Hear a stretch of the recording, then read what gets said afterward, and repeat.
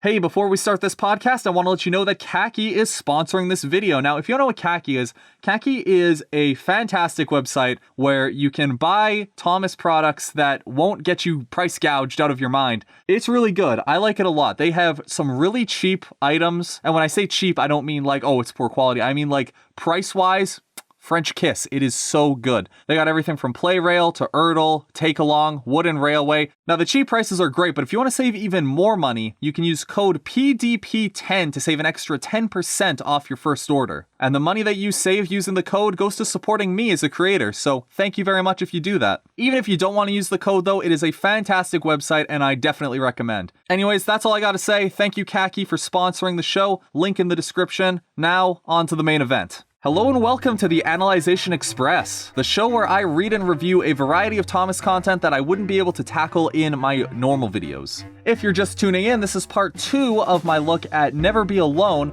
by Railfan Brony Media on DeviantArt. Love that name, jeez. If you haven't seen part 1, I definitely recommend giving it a look, but in case you don't have time, let me give you a quick rundown. This is basically a story that follows the events of the 4 little engines and the very last story in Edward the Blue Engine, Old Iron, which then transitions into the twin engines, which honestly, I'm not quite sure how I feel about just like kind of mix and matching the stories a little bit. It does kind of break continuity a tiny bit, I think. I don't actually know. I don't have the timeline of the entire Railway series pulled up, but that's not to say that I haven't been enjoying this story so far as it is. It's combining a bunch of stuff from the Railway series, the model series, and the CGI series into something that's pretty darn good actually, even if it can be a little bit wordy at times. But with that little rundown out of the way, let's get into the read itself. Here's Chapter 3, Breaking Out Refreshments. That evening, Sir Topham Hatt spoke severely to Donald and Douglas, both now having their respective tenders back. "It has become clear that neither of you can be trusted," he said.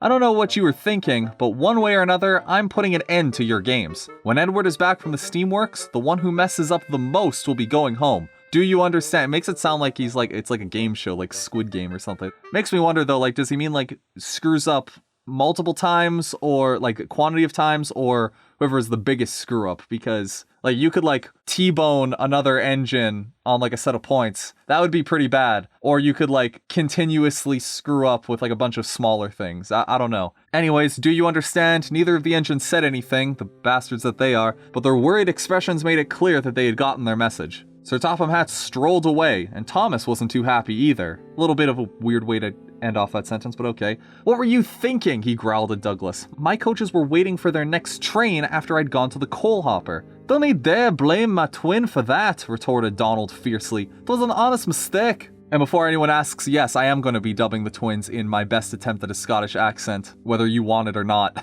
"Didn't you hear me come into the station?" Thomas argued. "You were at the water tower." I don't know where the water tower is in relativity to the station, but okay. All right, cried Duck, who's also here for some reason. Why is Duck here? When did Duck get here? "Look, what's happened has happened, Thomas." That's odd for Duck to say, I'm not gonna lie. Duck is usually the one who'd be like, "Yo, what's going on here? You're not doing it right. This ain't the Great Western Way, boys." I feel like he'd take a little more issue with this. That might just be my interpretation, though. Just get over it. Duck getting over something, huh? Because if there's one thing I know about Duck in the Railway series, and especially in the TV series, is that he's a vengeful motherfucker. Like, you wrong him and he will bite you in the ass. "Douglas is new here and I'd forgotten to mention that you would be coming in, so I have some of the blame too." Duck taking blame never happened. "Let's get some sleep," sighed Douglas quietly. "'Tis been a long day." The engines went to sleep one by one, while poor Douglas felt tears burning up in his eyes. Donald looked at his twin with worry. "Nothing will happen to you, Dougie," Donald whispered as he closed his eyes. "I promise." Back on the Skarloey Railway, again, no little breaks in there at all. I said that last time, but this story has a bit of a problem with breaking up scenes so that they flow together a little nicer, because it's just like one moment will be on the standard gauge railway, the next will be on the Skarloey Railway, and there's not, I wish there was like a page break or something. Back on the Skarloey Railway, however, the next day, the sun had started to rise in the sky, as the sun tends to do. "Oh, the sunrise is beautiful on this railway," Peter Sam said cheerfully. "We never got a chance to see it at Peel Godred." "Huh, well, will you look at that," muttered Sir Handel, secretly impressed. "I'm glad you like it," smiled Skarloey. It always did brighten us up when we had a bad day the previous day, added Rheneas. That's a little repetitious again, I'm not gonna lie. One thing that I always look for when I'm reading one of these stories is when they use words over and over again in the same sentence, unless you're doing it for like some kind of like jokey joke effect, it doesn't really flow very well. Like bad day the previous day just sounds a little bit wrong. It wasn't too long before Peter Sam's crew came to get to work. Oh, this will be fantastic, smiled the little green tank engine. I can't wait to take the passenger train today. Steady on there, boy, said his driver. It's not quite time to leave yet. Anyone would think that he wanted to work, muttered Sir Handel. All respectable engines do, replied Skarloey. I wish I could get out of the sheds and work too. It shouldn't be too long before we're sent for overhaul, Rene said to his brother. I mean, I'm due to get overhauled later today. Oh, Skarloey was a bit disappointed at hearing that. Being with Rheneas in the sheds prior to the younger engines coming to the railway made for good company, and pretty soon, both Sir Handel and Peter Sam would be working the line at the same time. Sober up, will you? Peter Sam's driver muttered, but the dark green engine was too eager to listen. Keep calm, Peter Sam, called Skarloey to the younger engine as he rolled out. Don't get excited and you'll do very well. Peter Sam soon found the old coaches waiting in their sheds. Agnes glared at him suspiciously. After dealing with Sir Handel on their first run together, she wasn't taking any chances. Come along, girls, Peter Sam said as he gently buffered up. That's the way, my dears. Gently does it. This took Agnes aback, and she was stunned into silence. Oh, what a sweet little engine, said Ruth. Did the rest of you catch what he said? He called us his dears, Lucy giggled. He's quite a charmer. And he's so handsome, added Beatrice, and so well-mannered. I didn't feel a bump at all, said Jemima. Jemima's name always messes with me, because like I don't know why. I want to call her Jeremiah, but I know that's not right. Anyway, Jemima, who barely heard anyone talking, I guess this engine isn't like the other one. If only Jemima could hear him talk, chuckled Ruth. Peter Sam smoothly pulled the coaches into the station where Henry was waiting. You're that new engine on the Skarloey line, I presume, the bigger green engine said. I'm Henry. That's right, I'm Peter Sam. Funny that, your line isn't the only one with 2 new engines, Henry explained. We got a pair of them just a couple days ago ourselves. Peter Sam blinked in surprise. That's funny. I thought you told Skarloey and Rheneas that only one was coming. Henry hasn't showed up at Croven's Gate so far to my recollection. I don't know how he could have told them. I guess he means one of the mainline engines, but whatever. We got 2 for the price of 1, Henry sighed. Who knows why, but both twins are very helpful around here. Well, except for that mishap with Thomas's coaches going missing, but that's an honest mistake. Henry wisely decided not to mention the fact that Donald and Douglas attempted to cover up their mistake. Just then, the engines and the old coaches looked over to see Douglas pulling a goods train. Och, nay, Douglas sighed as he struggled. I'm going to be late. Oh dear, Henry winced. He remembered Sir Topham Hatt's threat to the twins from the previous night. Poor Douglas. Sir Topham Hatt won't be happy about this. What do you mean? Asked Peter Sam. Some engines struggle more with the trucks than others. I'm sure he'd understand. They're on trial, Henry exclaimed. Exclaimed? No, explained. That's not what it says. If one of them doesn't pass, he'll be sent back to Scotland. Sent away? Peter Sam goggled with horror. But what about the mainland quintet? They're not owned by the Northwestern Railway, yet they're still here. They're on long-term loan, Henry replied. We still haven't seen these Midland engines. I don't even know who they are. Maybe it's part of a different story, I'm not sure. And we don't know how long they're going to remain on the Northwestern. Before Henry could say any more, the big green engine's guard's whistle blew, and he was away. That sounds awful, Peter Sam murmured to himself. Sent away because you were running late, or because you had to go back unexpectedly because of long-term loan? I can't afford to be sent away myself. It would cost too much. I lost my old railway to a toxic environment, escaped it, and then came here. I guess he's just monologuing to himself then. Oh, don't worry, Peter Sam, said Lucy. You won't be sent away. You are very much needed here. Besides, Ruth added, you were brought here from the start. Being on trial or long-term loan is completely different from yours and Sir Handel's situation. Every once in a while I run into these stories that feel like they have to over-explain things a little too much, and they're very verbose, and this is definitely falling into that category. It's something that I find with T1, E2, H3 does this a lot, where they get a little bit too explainy in their story, and it kind of bogs things down a little bit. That's the kind of mentality I'm seeing here. This managed to calm Peter Sam down, at least for the moment, and the cheerful passengers hopping aboard his train made him feel even happier. Once Peter Sam was out on the line, any fears about being sent away had flown out of his funnel, although it still lingered deep in his mind, so I guess it hadn't flown out of his funnel. He started to hum a little song to further take his mind off of it. I'm Peter Sam, I'm running this line. I'm Peter Sam, I'm running this line. The coaches giggled and couldn't help but sing a little song too. He's cocky, but he's nice. He's cocky, but he's nice. I was certainly wrong about him, Agnes admitted. He's welcome to take us out anytime. But have you noticed the way Peter Sam defended Sir Handel on their first day? Asked Ruth. Both of them went through the same hoops just to get here. There must be something between them that we don't know, said Lucy. Gee, I wonder what that could be. I'm sorry, but just with how closely this story is sticking to the Railway series events, I just can't help but read that and be like, there's something that seems to be between them that's really bothering them. Looks directly at the camera. And something tells me it's more than just this toxic environment they were in prior to coming here and their old line closing, added Beatrice. But I can't put my buffer on it. Soon, Peter Sam came to the curve that Sir Handel had trouble on several days ago. Oh, I know what to do, he smiled. We'll put some sand on the rails, and then it's up and around the mountain He broke off when he realized his mistake. Oh, there's no mountain nearby, giggled Lucy. It's just a curve you have to climb. My fault. I don't know what I was thinking. Silly you, chuckled Beatrice. Clever us, added Root. Some snoring could be heard between Lucy and Beatrice. Jemima had fallen asleep yet again. Does she always do this? Peter Sam asked, trying to change the subject as he started to climb. Since she's near death, she does this a lot, Agnes admitted. Don't mind her, though. Meanwhile, at the end of the line, and now we're back to the standard gauge stuff again, you can see what I mean there, about just switching back and forth between stuff with no breaks. Douglas had come in with his goods train. He looked up at the clock and groaned. 15 minutes behind schedule. Ah, 'tis all I need, he said. Behind him, the Breakvan smirked. Ha, this ought to get him sent away for sure. This was the same Breakvan that had given James grief with the tar wagons and his breakaway train, and had also recently caused poor Duck to crash into the barber shop. That's details that I think relate to other stories that don't relate to this one, and if I'm being perfectly honest, I feel like this should all be underneath one giant story instead of being a bunch of smaller ones, but are you sure that we want to go that far? A small truck asked nervously. What about the other twin? He seems rather aggressive. What's the worst he could do? The Breakvan scoffed. It's not like we'll be crushed into splinters by one of them. Winks directly at camera. Especially by this one. He seems like the softy of the two. Later on, Douglas returned back to the yards. He was only 10 minutes late this time, but the whole run total was delayed by 25 minutes. Whoa, math. Late again, snapped Sir Topham Hatt. What is the meaning of this, Douglas? 'Tis that Breakvan, Douglas protested. He held back the halfway here, and James had to bank me up the hill.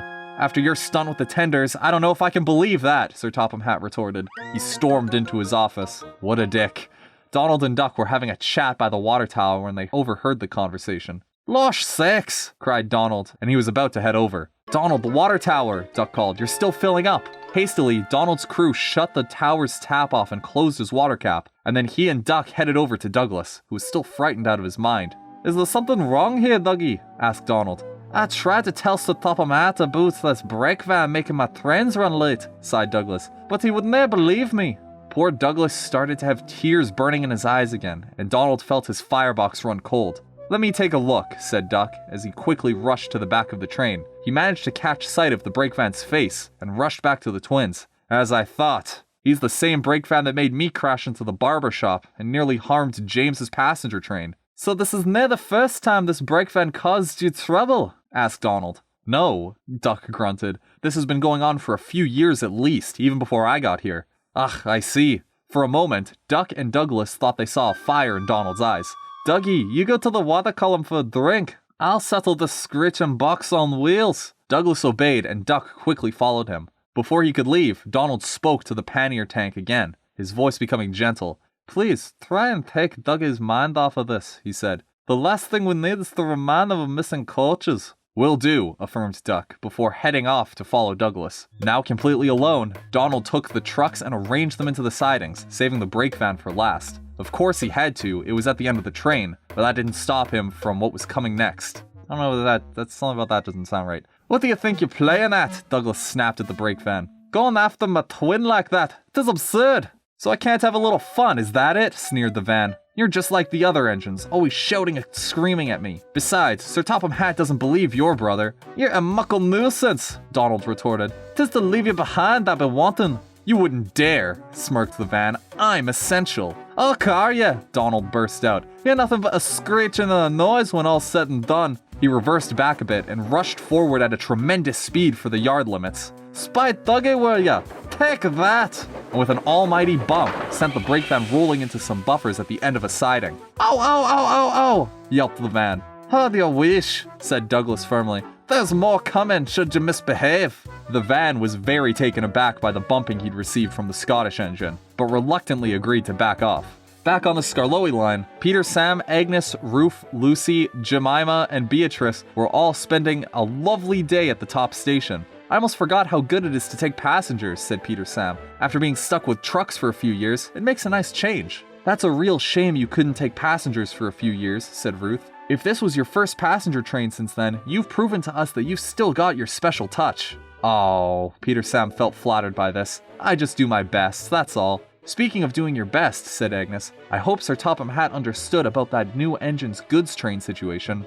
"Me too," agreed Lucy. "Poor Douglas, or was it Donald? I can't remember. He needs a gentle word of encouragement, not a scolding." "Those trucks need a lesson," said Beatrice. "Then again, I get the feeling that Breakvan is their ringleader. Before leaving the works, I heard Duck mention that the Breakvan was attached to the train that crashed into the barber shop. Again, this is like exposition that I don't really feel like we need. I know I'm repeating myself at this point, I'm sorry, but it's really my only big complaint with this entire story so far. "And the mainland engines need some consistency too," added Ruth. "They keep shuffling around branch lines, the main line, and various shunting areas more often than your average utility engine." This conversation made Peter Sam start to worry again. What if Douglas, or Donald, whoever it was, didn't get the encouragement he needed? What if the mainline engines had an uncertain future? And what if he was late to Henry's connection? "Hurry up, please," Peter Sam called to the passengers, blowing his whistle while doing so. The passengers hopped on board the coaches, and the guard held out his whistle and green flag. But then, it happened.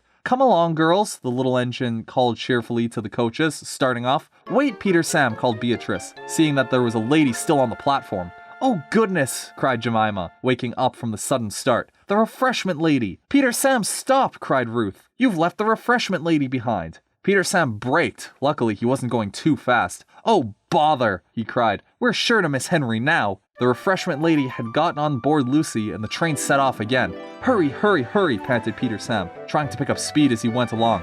But the faster he went, the slower the journey seemed to be. "Whoa, old boy," said his driver soothingly. "Steady on." "Mr. Percival won't like it if we're late," Peter Sam said anxiously. "And neither will Henry. He may have taken off by the time we get there." Luckily for Peter Sam, however... Okay, here's another little writing thing. So luckily for Peter Sam, comma, however. You don't need a comma there between Peter Sam and however. You could just say, luckily for Peter Sam, however, comma. Luckily for Peter Sam, however, he had pulled into the station just as Henry did with his evening train. "Oh, thank goodness," Peter Sam sighed as he let off steam with relief.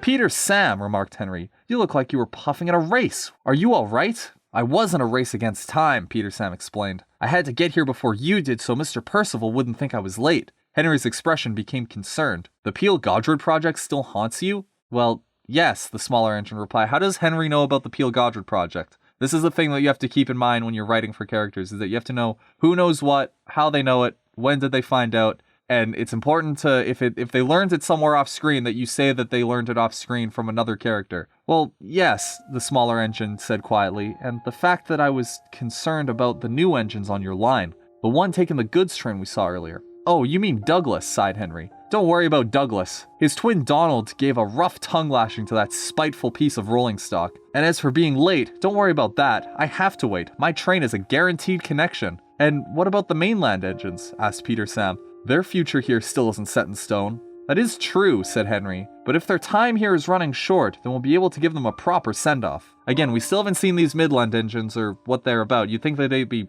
a bigger part of the story. Besides, there's lots of friends they've left behind, and they'll be missing them." Peter Sam felt better, but not for long, as one of the passengers walked over to speak with him. "What do you mean by leaving me behind?"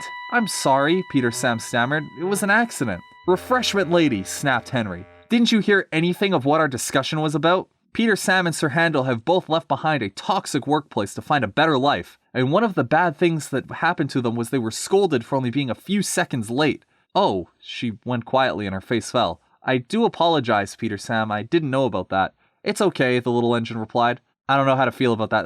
That scene feels a little forced, I'm not gonna lie." "Mr. Percival only gets upset with engines when they're late on purpose," the refreshment lady explained. "How would she know? She doesn't work, I guess she does technically work for the railway, but I feel like that's not something she would know. He is a good man, and you will be a credit to this railway." The guard's whistle blew for Henry, and he puffed away, well content, while Peter Sam put the empty coaches back in their sheds and headed for the engine shed. Gosh, that was a very long run-on sentence right there. But when he arrived, he couldn't help but notice that besides himself, there were only 2 little engines there.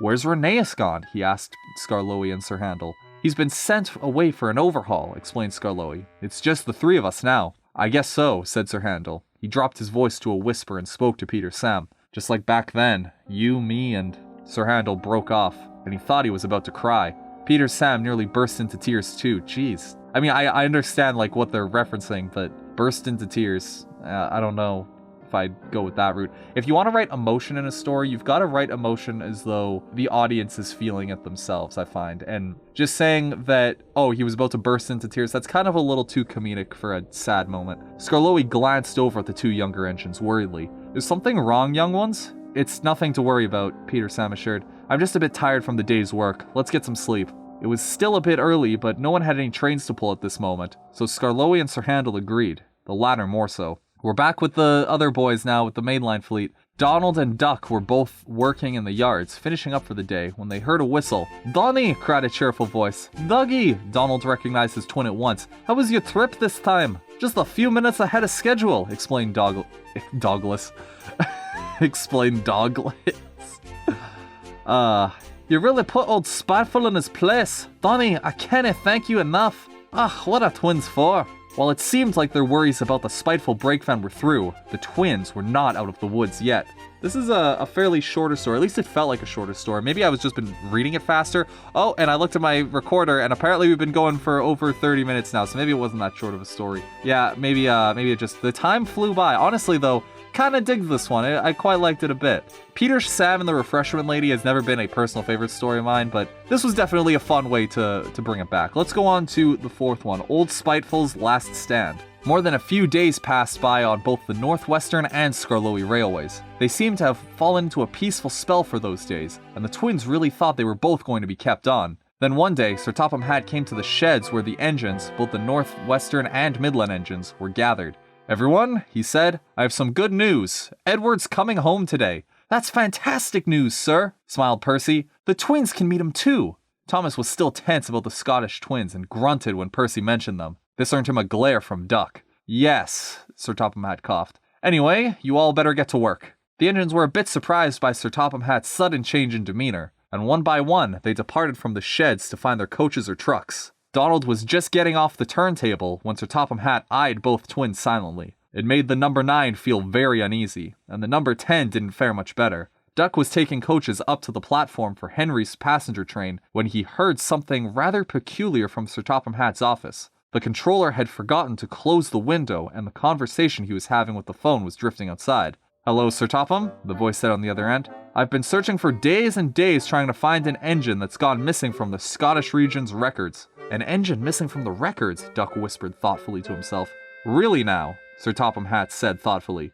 "Tell me, what does this engine look like? His class, number, paintwork, and name?" "Well, unfortunately, he doesn't have a name," the voice on the other end replied. "I do know he's a class 652 with the numbers 57647, painted in black with the red British Railways logo on his tender." "I see," said Sir Topham Hatt. "I ordered an engine with 57646, and he's here. Anything about their voice tones that I could pick up on?" 57646 has a gruffer tone, said the voice on the other phone. On the other phone? You mean the other voice on the phone. 57647 is more gentle. "Thank you," said Sir Topham Hatt. "That's what I needed to hear." Duck felt like his firebox had a ton of snow shoveled into it. "The twins," he gasped quietly. "That means Douglas was the stowaway." "Don't you mean I feel like Douglas was a stowaway, not the stowaway. I better find him and Donald right away." The pannier tank engine rushed off, leaving Henry's coaches on the platform. Again, I just want to say, I appreciate that people want to use the technical names for the engines, like, oh, Donald and Douglas are class 562s, but nobody knows what that is other than the train community. Like, you gotta think about this as someone who has no idea what a class 562 even is, or what a pannier tank even is. Just keep that in mind when you're writing your stuff. The pannier tank engine rushed off, leaving Henry's coaches on the platform. Hopefully he'd find Douglas before Donald, or at least before Sir Topham Hatt did, but instead he found Donald at the coal hopper. "Donald," he cried. You look like you've outrun some runaway trucks again." "We've got a problem, Donald," gasped Duck. "I overheard Sir Topham Hatt talking to someone on the phone, and it turns out that Douglas is in trouble." "Gosh sakes!" Douglas's face turned pale. "You mean Sir Topham Hatt is about to send Dougie away?" "That's right," Duck confirmed. "If Dougie goes back, he'll be..." Donald shuddered, leading Duck to become pale. No, he said quietly, that can't be true. He had fears about this before, but it was all too real. We have to do something. If there's anything you can do, said Donald, I will be happy to get myself damaged. Get yourself damaged? Asked Duck. How do you plan on doing that?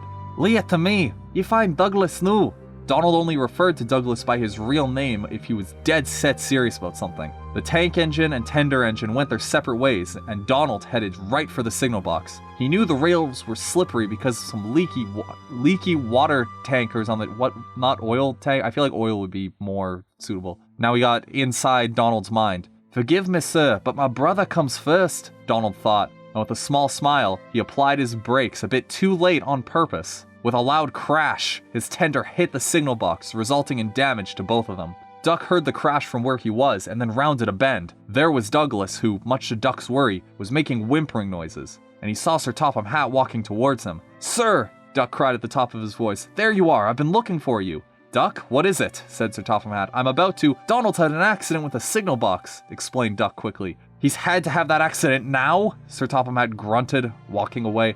This changes quite a lot, he muttered under his breath. What Sir Topham Hatt and Douglas didn't realize was that Duck breathed a sigh of relief. When he arrived on the site of the accident, he saw the signalman shouting at Donald for spoiling his signal box. I'm terribly sorry, signalman, said Donald quietly. Maybe I should have thought twice before crashing into a signal box. Well, Donald, remarked Sir Topham Hatt, walking up to the Scottish engine, I wasn't expecting such clumsiness from you. And not even a minute ago, I decided to send Douglas back and keep you. But now this accident has upset my arrangements, as well as caused problems around this area. That signal box was important too, and the damage it incurred is most inconvenient.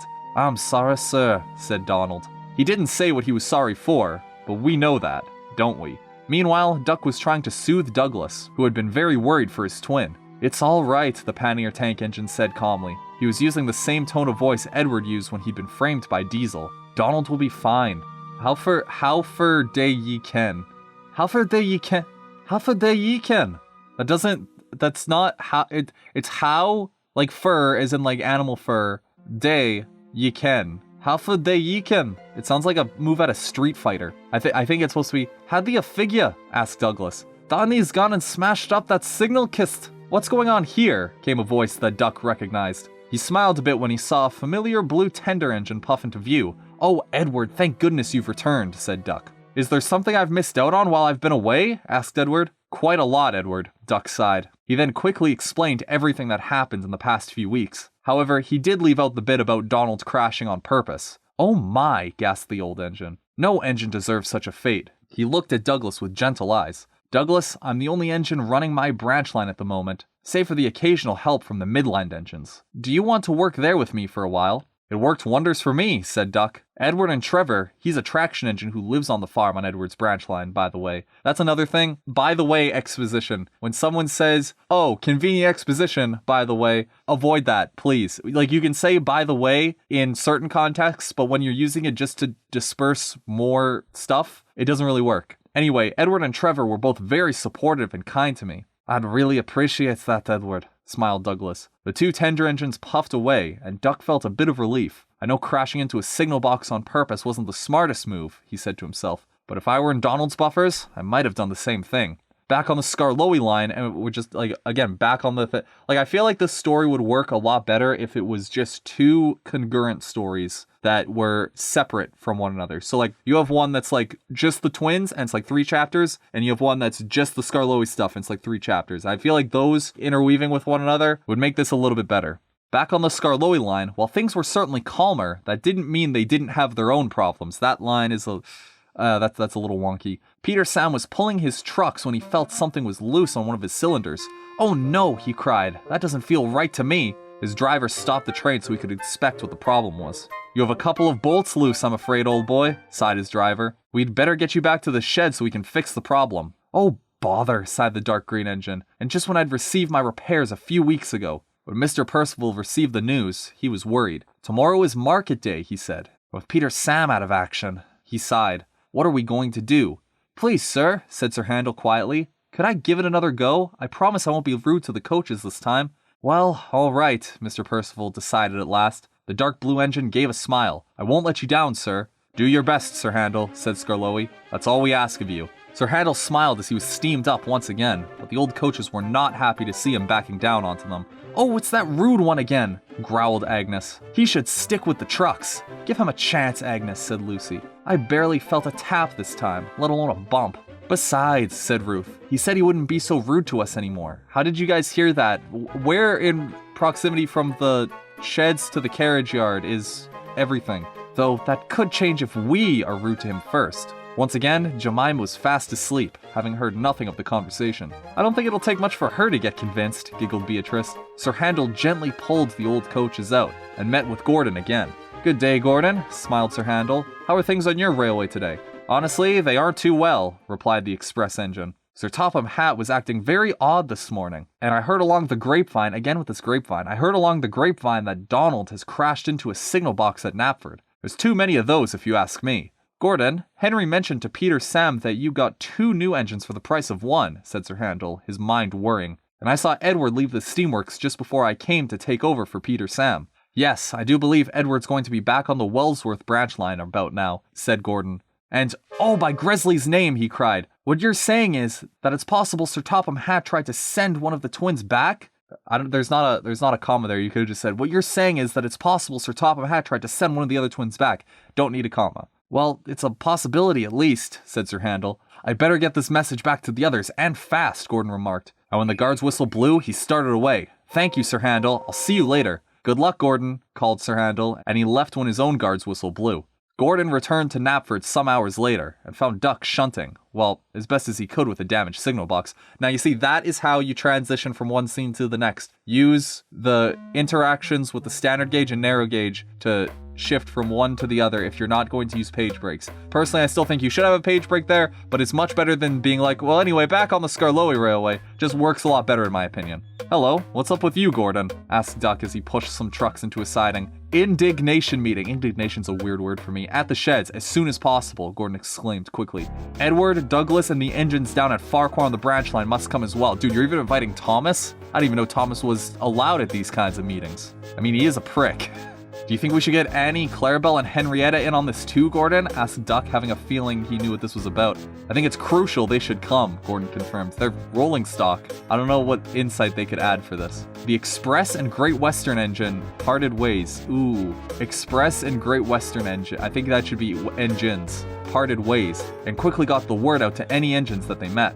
Very soon, the operating engines from the Northwestern Railway, the Midland Railway, and Bill and Ben, and the 3 coaches were all in the sheds. Gordon stood to attention on the turntable. Engines and coaches? Gordon addressed the group. You might be wondering why I've called you here. Very much so, said Nicole. What's wrong, Gord? Who's Nicole? That's another question I won't get answered. It has come to my attention that Sir Topham Hatt might be letting his power go to his head, the express engine said gravely. Edward, I've seen you come back from the steelworks, but I wish you had came at a better time.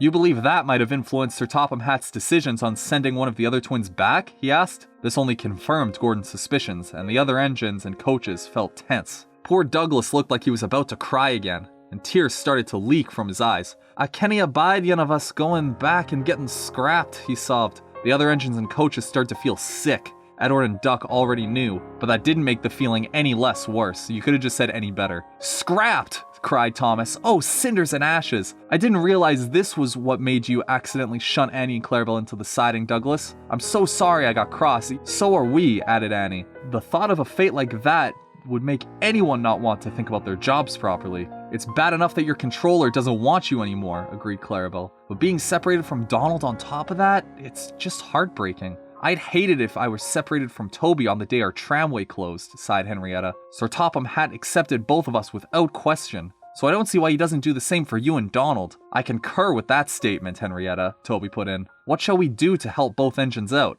What if we tried going on strike, suggested Percy. That's how I ended up here in the first place. That just landed Henry, Gordon, and I in trouble, sighed James. I don't think that will work, even if it was well-intentioned. The others tried to think of other ideas, but none seemed to work, and they were either dismissed by their friends or by themselves as soon as they were thought up. What none of them noticed, however, was that a certain Breakvan had heard everything. Perhaps going after the twins was a mistake, said the Breakvan.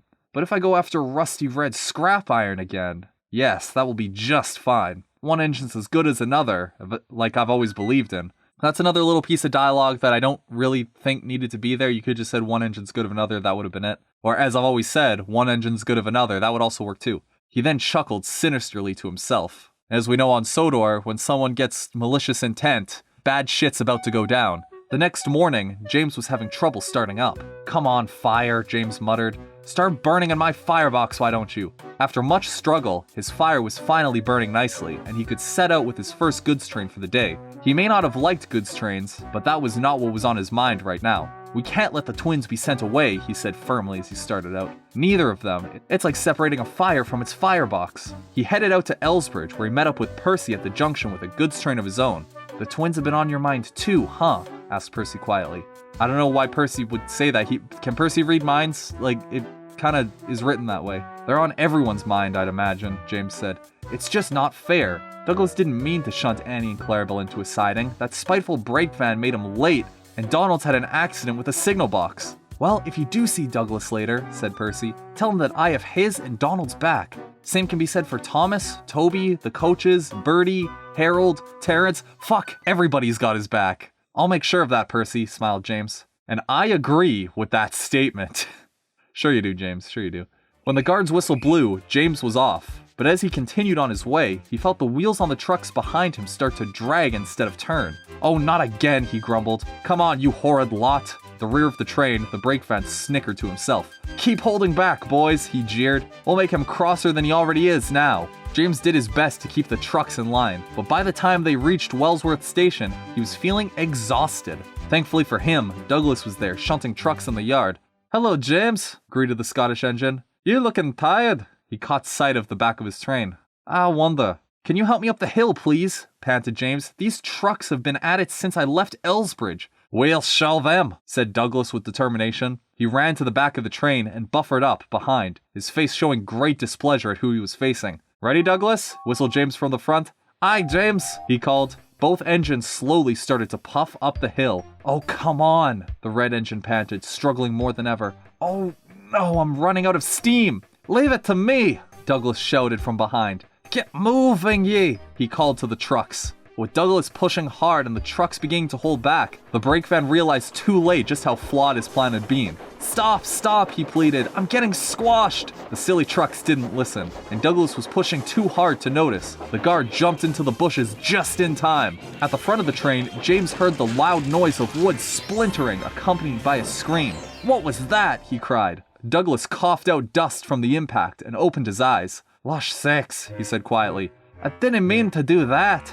The Breakvan was smashed to pieces. It wasn't long before Edward was called to help clear away the mess, pushing Judy and Jerome. Sir Topham Hatt was on board. "Flatten my funnel," cried Edward. "James, Douglas, are you two all right?" "A wee bit shaken," admitted Douglas, "but otherwise fine." Completely fine with the fact that he's just murdered an innocent. Like, really, the only thing that this Breakvan was guilty of was some workplace hostility when you think about it. "I might have known that you were the cause of the accident, Douglas," groaned Sir Topham Hatt, surveying the remains of the Breakvan. "I'm sorry, sir. Maybe I was clumsy, but I want to be beaten by young Trixie Van."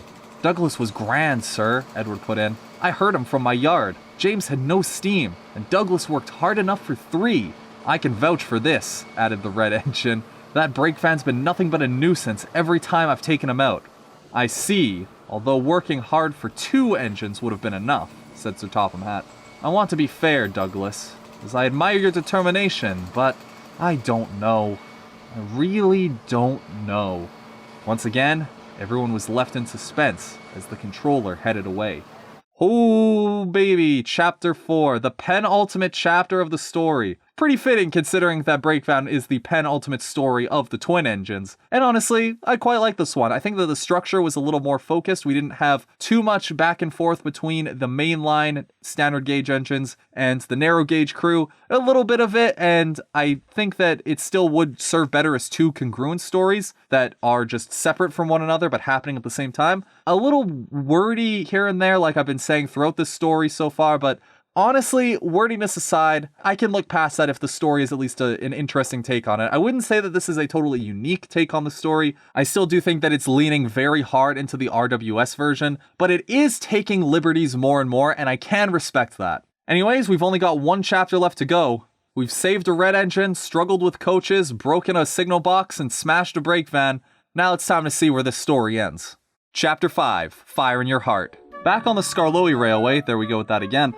It's always back on the Skarloey Railway. Whatever's going on, just back to the Skarloey Railway. Let's see what's up there. Gonna be honest, a lot of people like the Skarloey Railway. It's never really jived with me a whole lot. If I can just go off on a tangent for a second, I've always felt that the stories on the Skarloey Railway have just been a little bit too slow. Maybe that's just because I was so overexposed to them as a kid. Like, as somebody who owned the Thomas and the Special Letter VHS and watched that to death and just like constantly on repeat because I only had about like 5 or 6 VHS tapes. Yeah, that story, it was like Home at Last and the one that came out, Rock and Roll, that's the one. And I just was constantly being like shoveled those two stories over and over and over and over again. And honestly, it's just like when you just want to watch more of the standard gauge guys, it kind of gets a little bit repetitive. And it just, honestly, the stories themselves just felt a lot smaller in my opinion. It also doesn't help that those stories, when they adapted them, they adapted all of the narrow gauge stories in one big batch.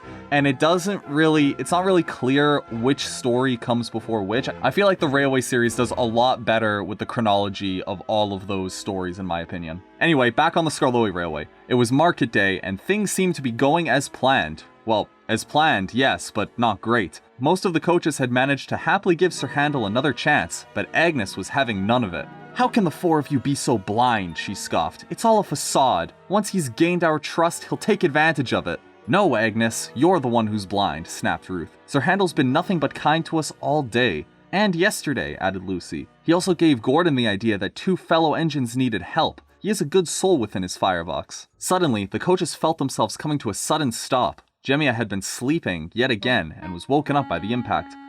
Huh? Where are we?" she said through her yawning. "We can't be back at Crovan's Gate already." Then they heard the sound of loud braying. Sheep had strayed onto the line and Sir Handel had stopped to avoid hitting them. But in her narrow mind, Agnes thought he had bumped the coaches on purpose. "I told you so, but you wouldn't listen to me," Agnes barked. "Time to teach him a lesson." No, wait," cried Lucy, but it was too late. Agnes jolted forward, and in doing so, the other coaches were forced forward as well.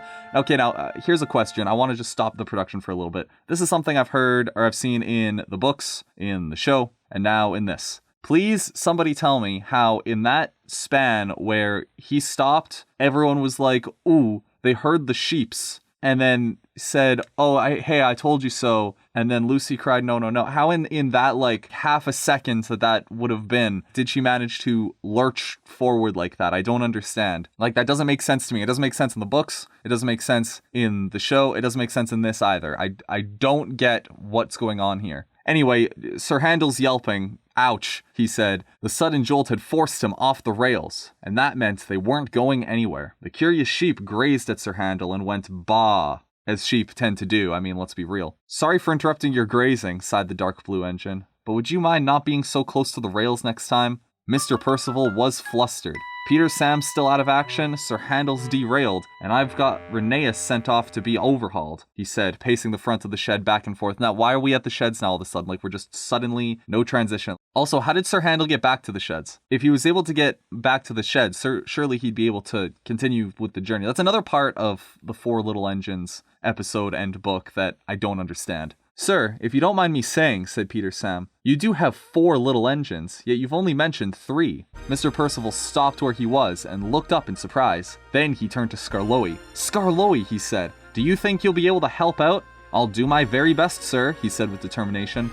His crew came to fire him up. Slowly but surely, Skarloey left the sheds and made his way to where Sir Handel and the coaches were stranded, bringing some workmen in tow. Okay, so I guess Sir Handel didn't come back, but I still think that there could have been a line conjoining the 2 scenes. By now, the sheep had already been cleared away from the rail lines, but Sir Handel still remained off the rails. What had begun as a nice run quickly turned sour. It's a weird semicolon in there. Sir Handel had come off the rails, semicolon. "Skarloey, I'm glad to see you," the younger engine smiled. "And out and about, too." "What happened here?" the red engine asked in concern. "Take a guess," Ruth groaned. "And this is why," Agnes broke off ranting when she saw the old engine. Hello, Skarloey. Good to see you all steamed up."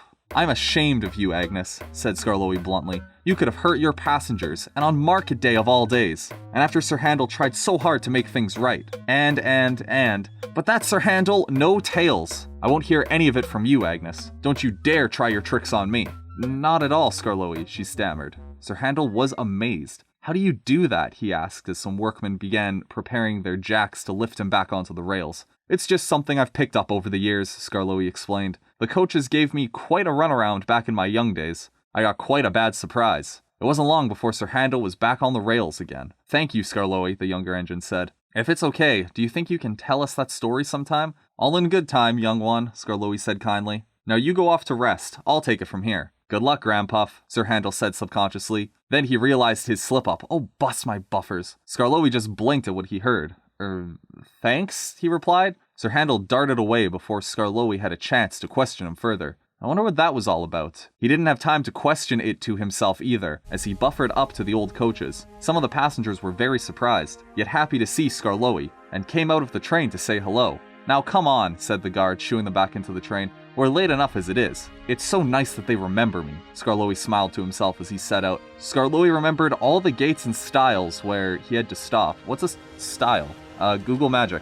One Googling later, I can safely say that is an arrangement of steps. I've learned a new word today. So Skarloey remembered all the gates and stiles where he had to stop and happily whistled to the people coming out of their houses to greet him. It's just as lovely as I remember, he said with a smile.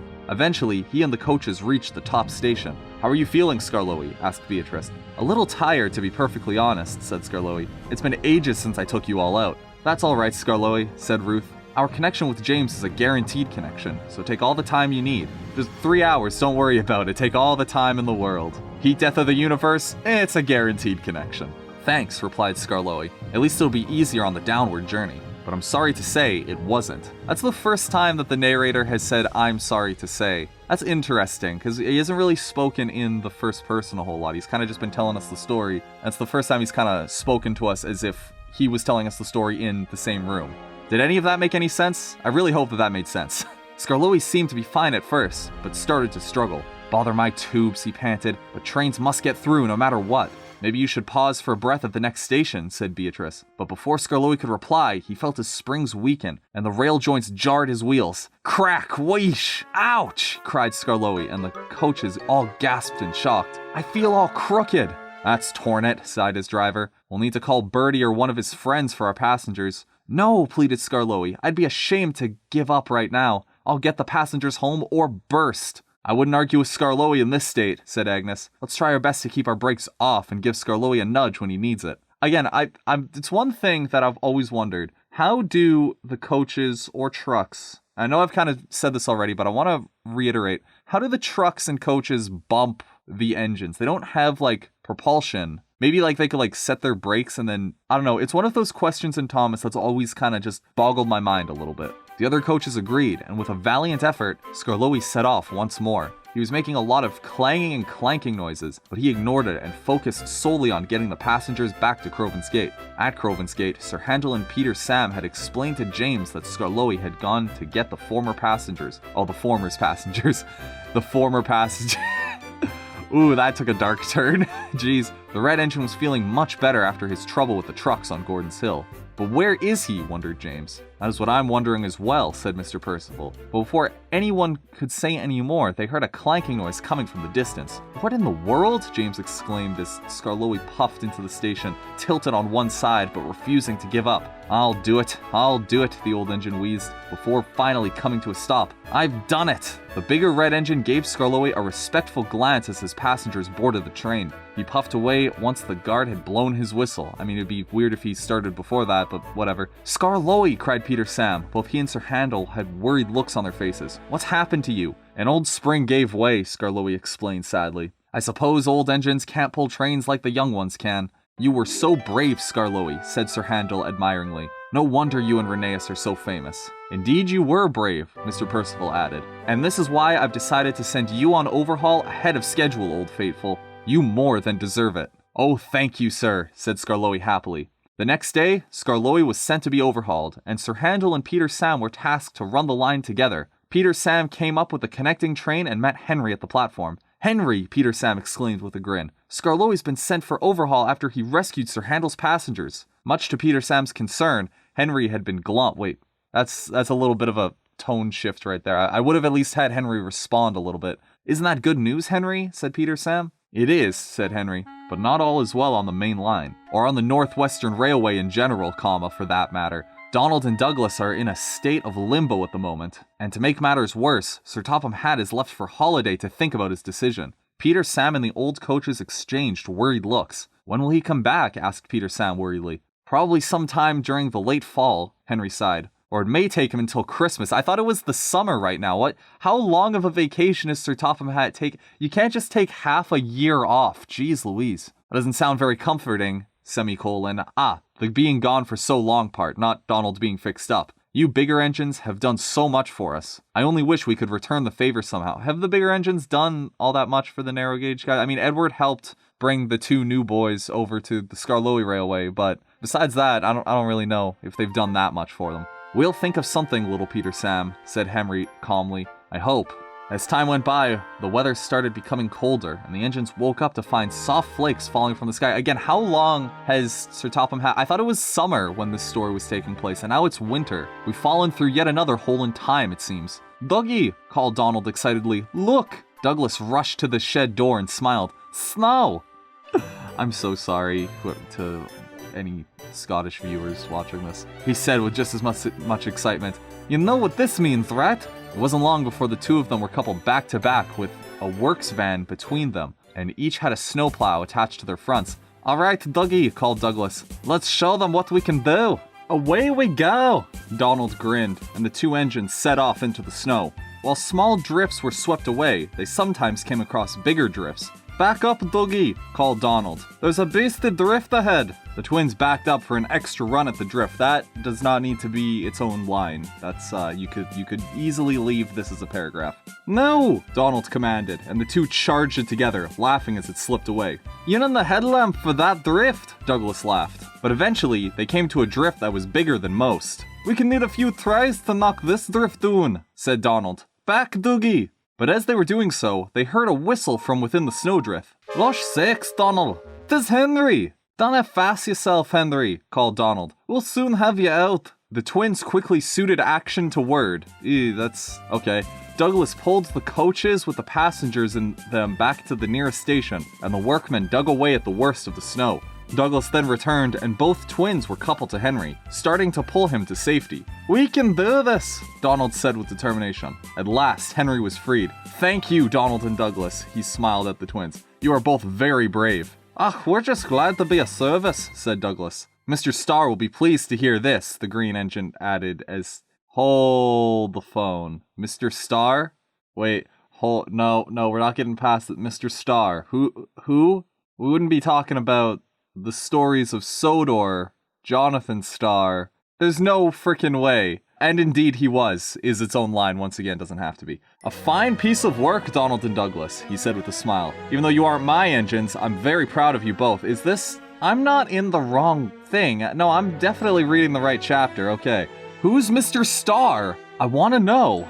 Even though you aren't my engines, I'm very proud of you both. Thank you, sir, both engines chorused. Sir Topham Hatt will be returning in 2 days, he added cheerfully.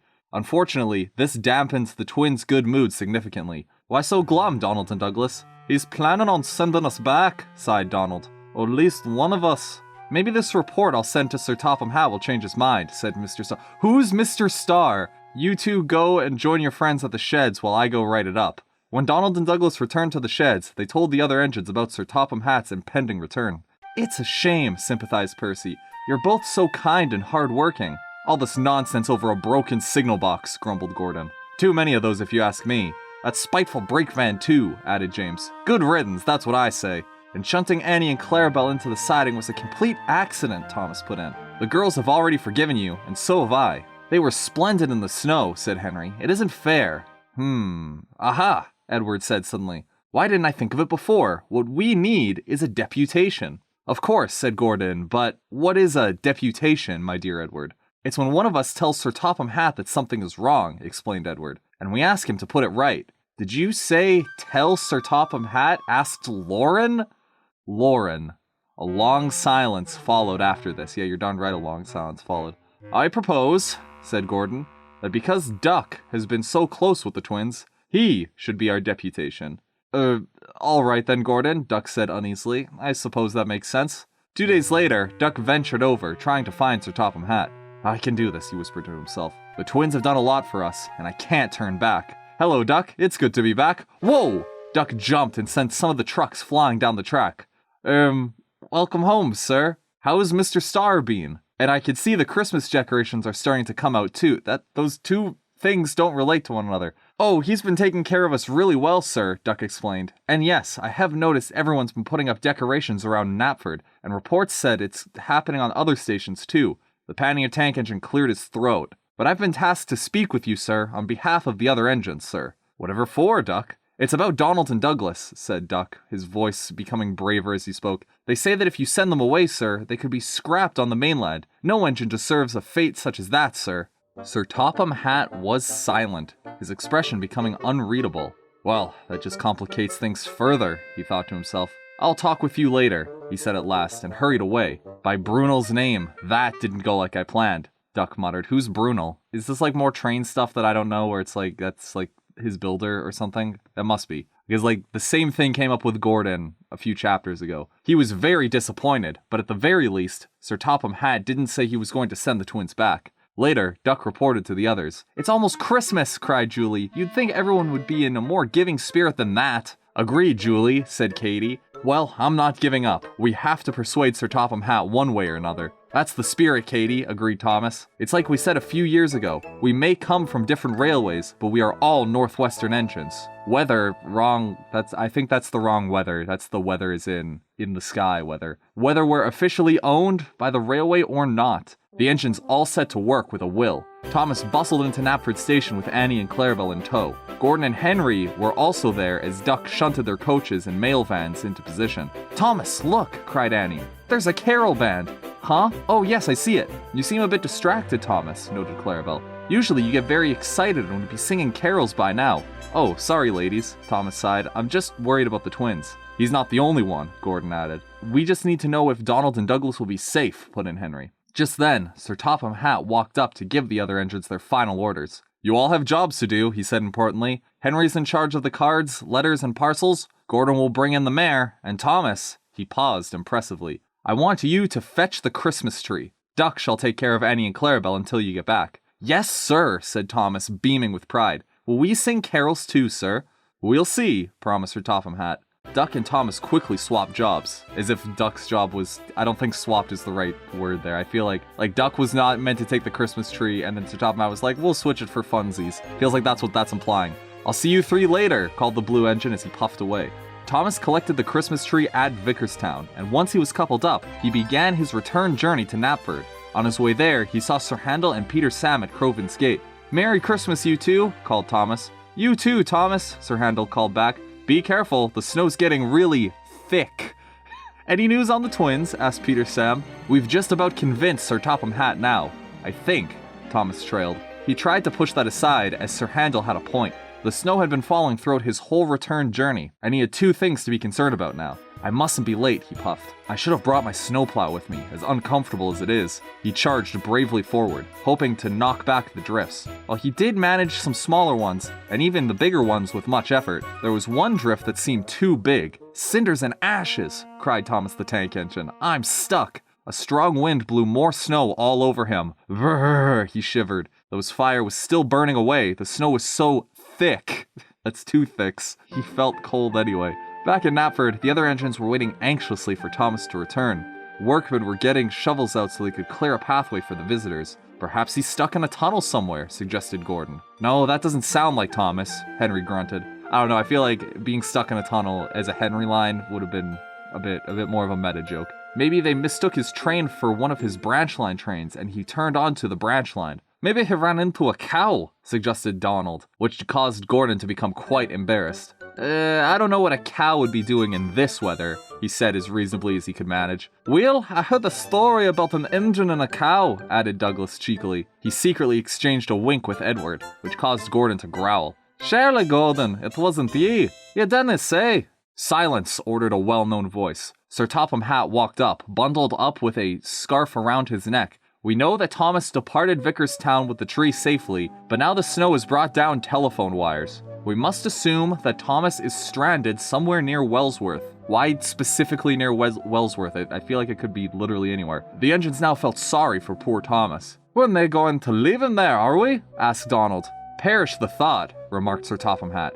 Do we have any volunteers to help Thomas out? The other 16 engines! Holy shit. All blew their whistles. Toby rang his bell in dashes all at once. I can't send everyone, Sir Topham Hatt sighed. However, I did hear some very good reports from Mr. Starr. Donald and Douglas, you too will head out. Aye, sir, the twins chorused. Quickly, their crews fitted their snowplows and workmen got ready to go. Feeling cold but confident, Donald and Douglas set off to rescue Thomas and the missing Christmas tree. There's a name drop right there, boyos. The other engines all whistled good luck as they departed. As Donald and Douglas went further down the main line, the snow was falling much harder. Ah, 'tis some of the worst snow we've seen in years, panted Donald. I can barely see a thing. We canna give up, Donny, Douglas called. The other engines haven't given up on us, so we will nae give up on them. And so the twins plowed further on, up Gordon's Hill and down again, when they came across a big drift, even bigger than the one Henry had been stuck in, ! Then, help! Hush, said Donald. Can you hear something? Are you sure it nae the wind? Said Douglas, dropping his voice to a whisper. Help! Over here! Thomas! The twins cried. Come on, Douglas said determinedly. Let's get them out. The poor wee engine must be frozen to the frames in there. Thomas's driver and fireman had taken shelter in a nearby cottage, and so they helped the workmen dig the snow away. Once Thomas was clear enough, the twins coupled up behind him in the missing Christmas tree. Another name drop, boys. Back, Dougie, called Donald, and the twins started to reverse. Slowly but surely, Thomas and the Christmas tree were freed from the snowdrift. Thank you, Donald, and... Douglas. Thomas's nose was red from how cold it was. Come on, Thomas, said Douglas. Let's get you back to the sheds and warmed up.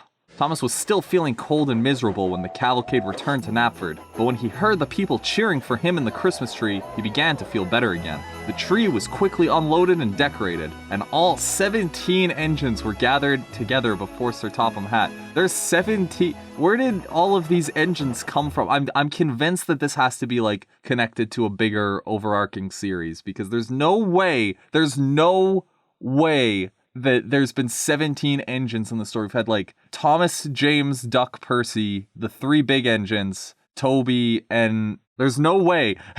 I can't count them all, but gosh dang it. Now, before the festivities begin, said the controller, I was given a deputation shortly after I got back. I'll admit that I'd really gone, off the rails, you might say, and all of you were right to call me out. Sir Topham Hatt then turned to Donald and Douglas. Mr. Starr tells me your work in the snow was good. You've rescued Henry before I came back, and you've rescued Thomas today. For that, you both will get a new coat of paint. The twins were surprised, but grateful. Thank you, sir, they both said. In addition, continued Sir Topham Hatt, you shall both be given nameplates so there are no more, mistakes. Both Donald and Douglas looked at each other. Does this mean that the both of us? It means... But the engines all erupted into loud cheers, whistles, and ringing of bells. This had been the best Christmas present the twins could have ever received. You're both safe now, Donald and Douglas, cried Percy, and just in time for Christmas. But how? Douglas said in wonderment as the cheering faded away. Wouldn't British Railways be keeping for me? He sighed. I was the stowaway, in case you were wondering.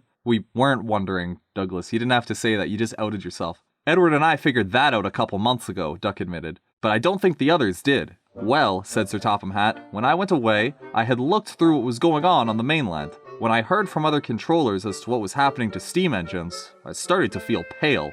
Then, I met up with your former controller. When I asked him what he planned to do with you, Douglas, I couldn't take it anymore. And so, I negotiated with him and bought you legally, as opposed to buying him illegally. Alright, I was hoping to keep it a surprise for Christmas, but I suppose I should have been honest up front. Douglas gave a grateful smile, and happy tears began to prick his eyes at this time. And what about us, sir? Asked Johnson. Unfortunately, I couldn't get in touch with your owner, Johnson, Sir Topham Hatt admitted. But rest assured, if he does have any ill intent, you and the other Midland engines will be safe here. The engines all gave Sir Topham Hatt grateful smiles at this notion. Well, now that we know everything's going to be all right, said Sir Topham Hatt, let the festivities begin. The engines took their places at the carol concert. 1, 2, 3, boomed Sir Topham Hatt. The Christmas lights all turned on like magic, and standing in the middle of the station was the Christmas tree, decorated from top to bottom in lights and stars. Just now, all of the sudden, I guess. "'Tis beautiful," smiled Douglas. "This was well worth the wait, Donny."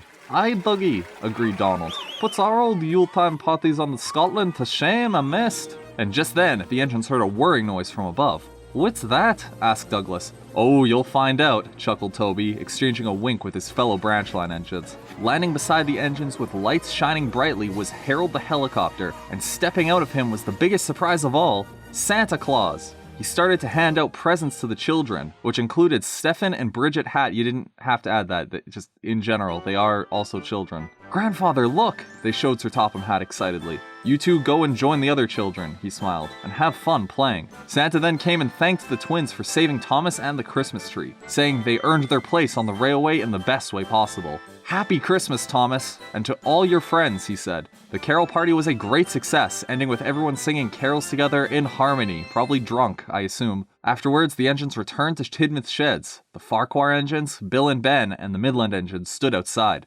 "It's no fun getting stuck in the snow," said Thomas, "but it was worth it for this party. This year has been a very eventful one for all of us, hasn't it?" "Indeed," said Duck. 3 new engines and a helicopter within one whole year? What do you think will happen next year?" asked Percy. "Who knows?" said Thomas. "I guess we'll just have to find out for ourselves." "I think we'll have to go to sleep as well tonight," said Douglas. And for the first time since leaving Scotland, he and Donald felt truly relaxed. They were here to stay on the Northwestern Railway as engines 9 and 10. And as the Midland engines, Farquhar engines, and Bill and Ben headed back to their sheds, Edward, Henry, Gordon, James, Duck, and the twins fell contently asleep. Meanwhile, at the Skarloey Railway, "It's a pity Skarloey and Rheneas aren't here to celebrate Christmas with us," sighed Sir Handel. "At least we know they're being overhauled," Peter Sam said quietly. "But don't fret, little brother," Sir Handel said gently, giving him a wink, which Peter Sam quickly returned. "Once they come home, this railway will have 5 little engines." The end. Oh, baby, that was a long one. That was, oh my gosh. There's a reason I had to break this up into 2 episodes, because unlike Sodor Fallout, which is a fairly short story that is easily digestible, that one was about an hour. This one was very long, and there's a lot of content and a lot of moving parts here. Now, I want to start off with the things that I didn't like about this story so that we can end things off on a high note. So, starting from the top and working my way down, I think that this story, as I've said, is a little too wordy in places that it doesn't need to be. And at the same time, it's not wordy enough in places where it can afford to speak its mind a little bit more. Characters will say things and then they'll feel the need to over-describe them. And it's actually something that I see a lot in Thomas media that is made by fans, is that they just can't seem to get dialogue quite right. You'll see this a lot in T1, E2, H3's work, where he'll have engines that are just like, they'll say a thing and then they'll be like, and this and this and this. And also this, just to like make it extra super clear, and you really don't need that.